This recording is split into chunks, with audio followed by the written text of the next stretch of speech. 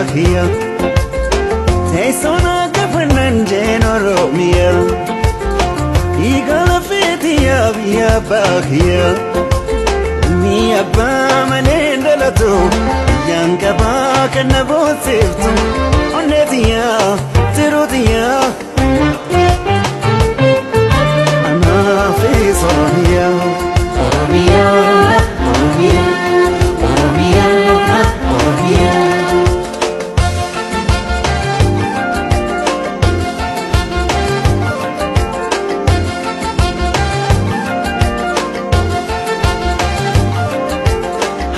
Hayu ugetamera ya janatu biya gototo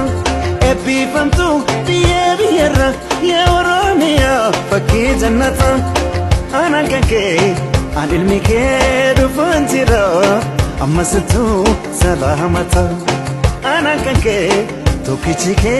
dufanjira amasitu salamata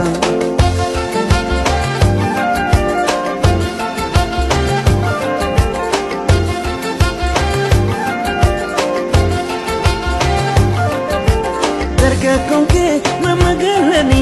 edero afro mutiznara shamaranke babredina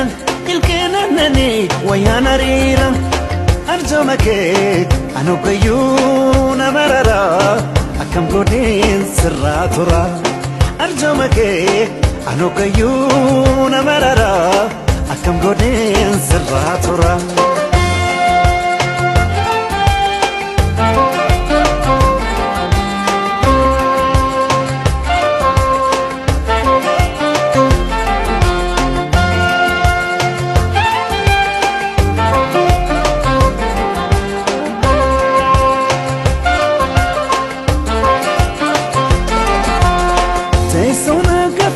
Oromia Igala fetia via bahia Teisona kafanante Oromia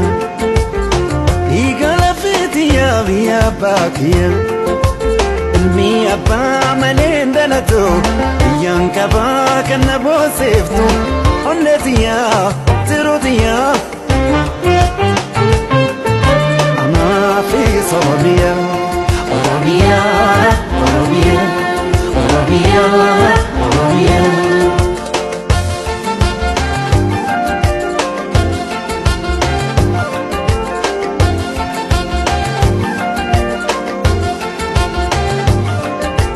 Yakub siftu ala gafira Unde kushati kanobiana Yangefi sirna walaba Kan demokrasi adunya kana Rabbi wajin soro ma fi nyumake no ilmanke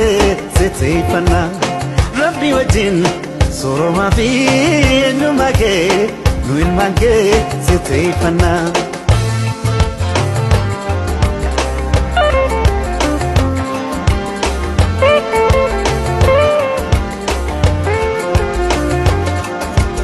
Apabo perrada Urka kelensasa Mukengara Kenya Ejersaf berberta Yemeto amfeto Ayina binensa Malayal menama Malayal marumo Binensa karaletu Najiraya hanisa Mukengara Kenyatu Najiraya hanisa Bishala Kenyatu Najiraya hanisa Laga awash kutatu Najiraya hanisa warra Kenyatu Najiraya hanisa Ilu apaburatu Najiraya hanisa Balego bakiyatu Najiraya hanisa Jima baje faritu Najiraya hanisa Walakana kampetu Najiraya hanisa Waloka misedatu Najiraya hanisa Shawafin pinedatu Najiraya hanisa Hararge balodatu Najraya Annisa Arsi asaladatu Najraya Annisa Sidamo diladatu Najraya Annisa Nagelle boranatu Najraya Annisa Shambiya kiyatu Najraya Annisa Oromiya ballotu